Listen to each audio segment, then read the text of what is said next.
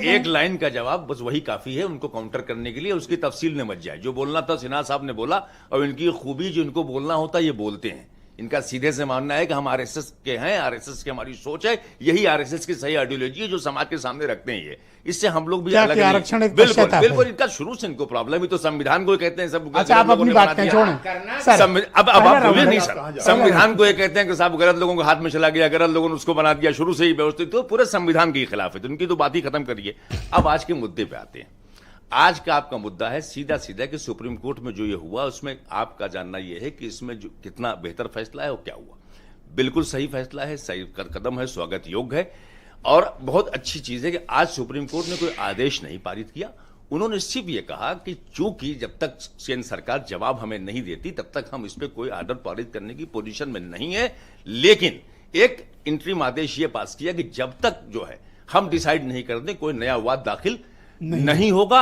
Supreme court में वाद दाखिल हो सकता है लेकिन रजिस्ट्री उसको लिस्टेड नहीं करेगी। मतलब वाद के लिए भी मना नहीं है, सुप्रीम कोर्ट में आप जा सकते हैं लेकिन आप इंटरवीन कर सकते हैं। हाँ, नहीं, फ्रेश केसेस नहीं, रजिस्ट्री उसको नहीं करेगी, आप दाखिल कर सकते हैं, कोई नई पिटीशन भी जा सकती है। मैं उसको इंटरवेंशन ही मानूंगा। आपने बुलाया तो मैंने कहा चलो मैं एक बात पूरी कर दूं। आप भी वकील के बैकग्राउंड से। अब सवाल ये कि ये हुआ क्यों। आप देखिए कितने स्मार्ट लोग हैं हमारे सामने, विचारक साहब बैठे हैं, इन्हीं को मुखातिब करके बात करूं ज्यादा अच्छा है। 30 साल तक इस एक्ट को 91 में यह एक्ट बना, किसी ने भी चैलेंज नहीं किया। 2019 में बाबरी मस्जिद राम जन्मभूमि का डिसीजन आता है, तब तक यह एक्ट सुप्रीम कोर्ट में चैलेंज नहीं है। बड़ी खूबसूरती से वो फैसला जस्टिस चंद्रचूड़ ने बताई दिया कि उनके एक डिवाइन पावर आ गई थी इसलिए उसने फैसला किया, मैंने आस्था की बुनियाद पर फैसला किया। तो अब ये इशू भी खत्म हो गया कि मेरिट पे फैसला किया। वो खुद बोल के चले गए जिसने फैसला लिखा है कि मैंने आस्था पे किया और डंके की चोट पे उन्होंने कहा मैंने किया। ठीक है, 4 साल बाद उन्होंने एक्सेप्ट किया, लेकिन एक्सेप्ट किया। 19 तक ये चैलेंज नहीं होता है। 21 में अब देखिए मंदिर का जब निर्माण शुरू हो जाता है, मंदिर कंप्लीशन की पोजीशन में आती है, आधे से ज्यादा काम हो चुका होता है, तो 21 में एक पिटीशन दायर होती है अश्विनी उपाध्याय की तरफ से साहब कि ये एक्ट के ये फला फला प्रोविजन बिल्कुल गलत है, इसको नल एंड वाइड घोषित किया जाए। केंद्र सरकार 4 साल तक, 24 हो गया, 3 साल आज तक जवाब नहीं दिया। 2 बार ये मैटर लिस्टेड हुआ लेकिन सरकार ने जवाब नहीं दिया। उसकी वजह थी कि चंद्रचूड़ ने एक रास्ता खोला 2022 के अंदर, जब आपका ज्ञानव्यापी का मसला आता है तो उसको नजरअंदाज कर, आपको एक फैसला ले लेना चाहिए ना कि एक्ट सही है एक्ट गलत है। जब कोई चीज आज सरकार के आज आप जस्टिस करें, सर्वे अलाउ किया था उन्होंने, सर्वे अलाउ किया था। सर्वे तो आपको तो जब एक्ट की ही बात है तो सब मना कर दिया ना। इसका मतलब कहीं ना कहीं ये चीज है ना कि जब तक कोई एक्ट ही डिसाइड ना हो जाए उस वक्त तक कैसे आप कर सकते हैं। तो एक सोची समझी मंशा थी, चंद्रचूड़ इसमें पूरे भागीदार थे।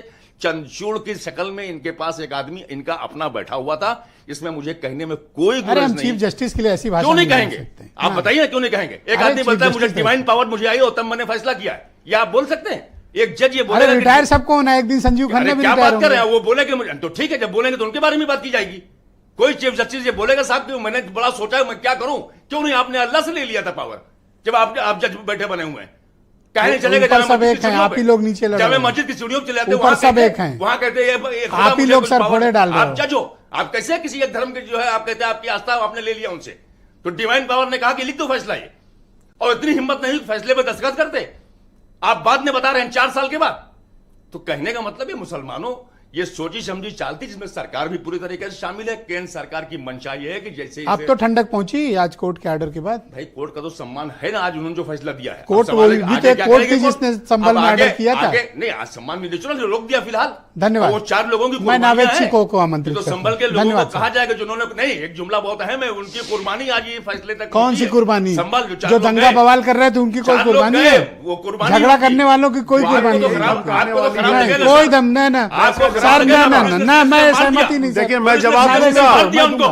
पुलिस ने सीधे कुर्बान हो गए वो। नावेद सिंह बात कर रहे हैं। नावेद सिंह